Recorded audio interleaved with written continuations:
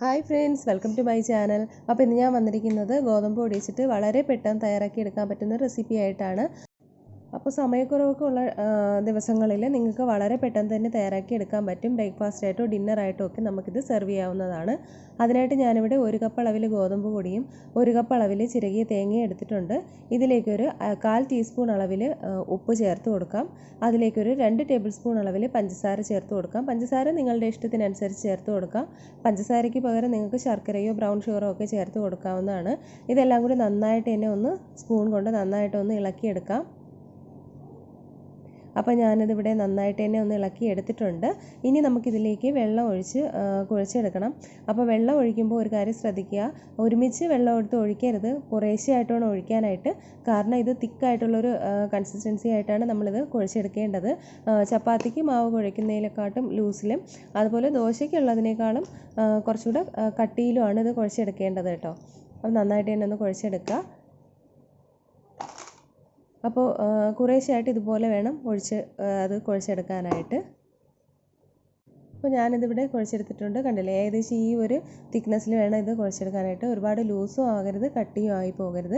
ഇനി ഞാനിവിടെ ഒരു ബൗളിലേക്ക് കുറച്ച് വെള്ളം എടുത്തിട്ടുണ്ട്. അപ്പോൾ അത് കൈ ഒന്ന് നനയ്ക്കാൻ വേണ്ടിയിട്ടാണ് ഈ വെള്ളം എടുത്തിരിക്കുന്നത്.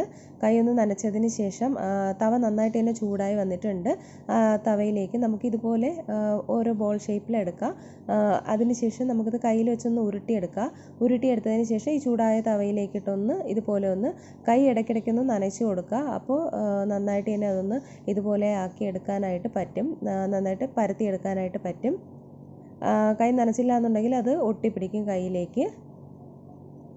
ഇതുപോലെ നല്ല റൗണ്ട് ഷേപ്പിൽ നിങ്ങൾക്കത് പരത്തിയെടുക്കാവുന്നതേ ഉള്ളൂ.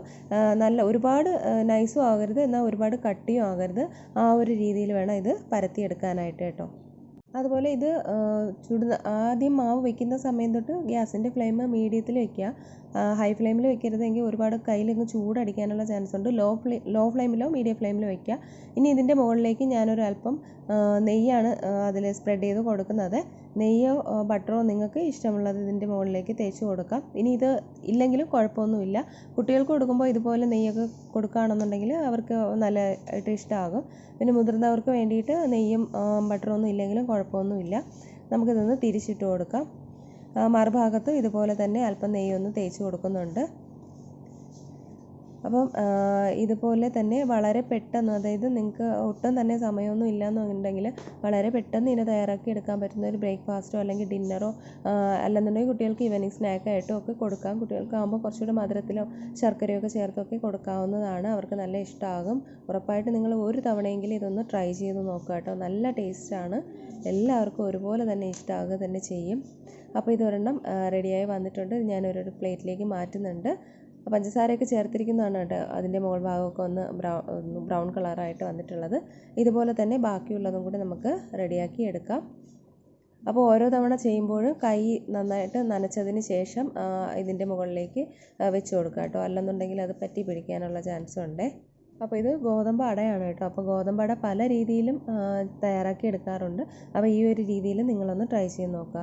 ട്രൈ ചെയ്ത് നോക്കിയിട്ട് റെസിപ്പി ഇഷ്ടമാവുകയാണെന്നുണ്ടെങ്കിൽ ലൈക്ക് ചെയ്യുക, ഷെയർ ചെയ്യുക, അതുപോലെ ചാനൽ ഒന്ന് സബ്സ്ക്രൈബ് ചെയ്യുക. സബ്സ്ക്രൈബ് ചെയ്യുമ്പോൾ ബെല്ലൈക്കണും ഓൾ ഓപ്ഷനും കൂടിയൊക്കെ ഒന്ന് ക്ലിക്ക് ചെയ്യണം. എങ്കിലേ ഞാനിടുന്ന വീഡിയോസിൻ്റെ നോട്ടിഫിക്കേഷൻസ് ഒക്കെ നിങ്ങൾക്ക് കിട്ടുള്ളൂ. അപ്പോൾ പുതിയൊരു റെസിപ്പി ആയിട്ട് നമുക്ക് വീണ്ടും കാണാം. അതുവരേക്കും എല്ലാവർക്കും ബൈ. Thank you.